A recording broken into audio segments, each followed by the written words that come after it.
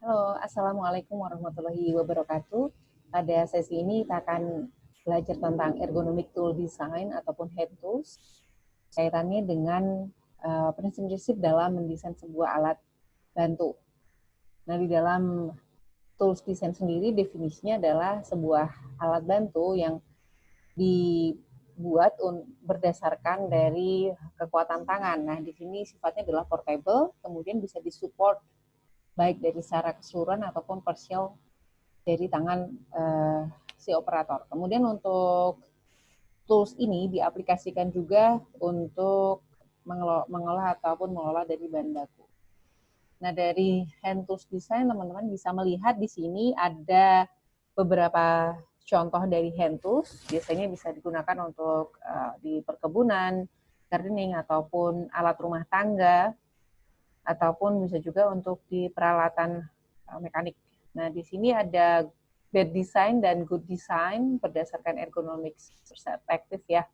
Untuk bad design sendiri seperti ada flexion atau extension di pergerakan pergelangan tangan, atau bisa juga dari postur tubuh si operator. Kemudian mengapa tools tersebut disebut sebagai ergonomics tools? Yang pertama, bahwa peralatan tersebut bisa untuk meningkatkan produktivitas atau kualitas dari pekerjaan. Kemudian yang kedua, bisa mengurangi ketidaknyamanan ataupun fatigue, kelelahan kerja. Nah, terakhir juga bisa mengurangi accident ataupun injuries. Untuk tool design sendiri biasanya berefek pada carpal tunnel syndrome atau kapalan. Nah, di sini ada beberapa desain yang bisa menyebabkan resiko. Yang pertama mulai dari handle design yang slip, kemudian handle design yang smooth ataupun sharp yang tajam ujungnya, kemudian handle design yang terinsulasi atau tidak, kemudian panjang dari grip tersebut, kemudian apakah bisa digunakan oleh berbagai macam ukuran, kemudian apakah bisa digunakan oleh kedua tangan atau tidak. Nah, ini adalah beberapa fitur dalam mendesain sebuah tool design. Kemudian di slide ini teman-teman bisa melihat juga bagaimana cara untuk mengevaluasi dari sebuah hand tools. Ini ada kuesioner ataupun checklistnya. Dengan interpretasi, bila penjumlahan dari checklist tadi bila lebih dari 90 artinya adalah bagus, tidak menyebabkan efek signifikan untuk ergonomics. Kemudian nilai 75 sampai 90 masuk ke fair, kemudian mungkin harus ada improve ya ataupun perubahan atau redesign dari peralatan. Kemudian yang terakhir adalah poor atau bisa menyebabkan cedera. Kemudian berikut adalah beberapa prinsip ergonomi dalam mendesain sebuah hand tools.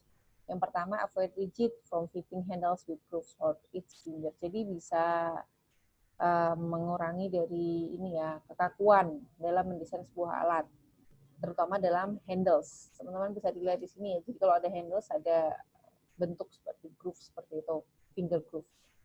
Kemudian menghindari peralatan yang membutuhkan awkward movement atau unnatural postur. Bisa dilihat sebelah kiri adalah unnatural postur atau awkward, kemudian good design-nya adalah sebelah kanan. Lalu menghindari peralatan with sharp corners. Jadi ujungnya jangan yang tajam, tapi yang soft atau yang sehingga tidak menyebabkan cedera pada tangan. Kemudian peralatan atau tool handle surface should be compressible, non-conductive, tidak menghantarkan panas ya untuk tool handle sendiri. Kemudian di sini adalah avoid hand tools that impose concentration pressure. Jadi tidak melukai pada soft tissues di pergelangan tangan seperti contohnya di sini. Nah, ini adalah rekomendasinya. Selanjutnya tool handles harus fit dengan tangan ya, proper thickness. Nah, teman-teman bisa dilihat di contoh, jadi sesuai dengan ukuran ataupun antropometri dari tangan, pergelangan tangan. Kemudian di sini bisa memilih peralatan yang bisa digunakan oleh kedua tangan, baik itu tangan kanan ataupun tangan kiri. Dan juga bisa peralatan tersebut bisa digunakan oleh baik laki-laki maupun perempuan.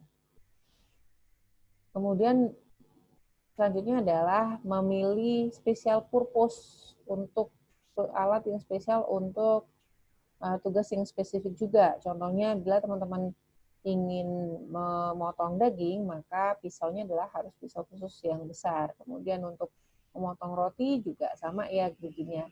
Kemudian untuk pisau buah dengan bentuk yang lebih kecil lagi.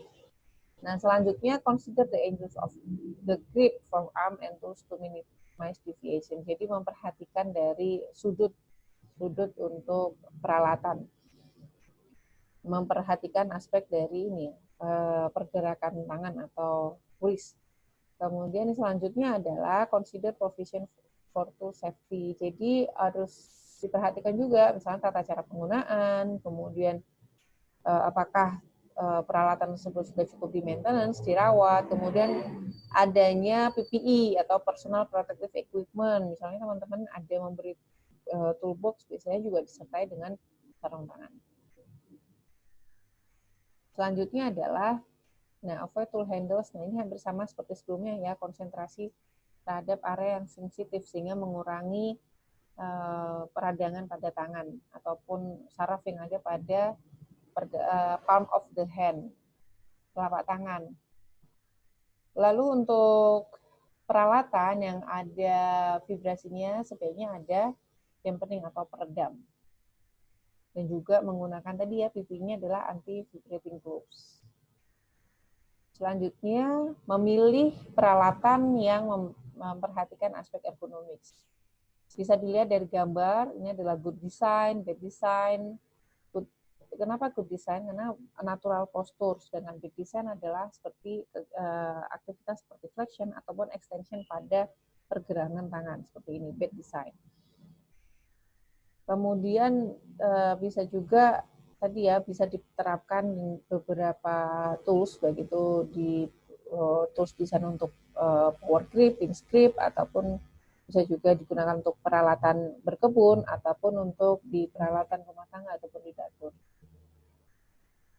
Baik, selanjutnya adalah ada istilah dari power grip dan precision grip. Untuk power grip adalah grip yang membutuhkan kekuatan ya, gripnya dengan entire hand ataupun keseluruhan. Kemudian untuk precision grip, gripnya adalah digunakan hanya antara ibu jari dengan jari, sehingga itu adalah disebut dengan precision grip. Itu perbedaan dari power grip dan precision grip.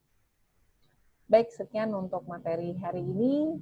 Wassalamualaikum warahmatullahi wabarakatuh.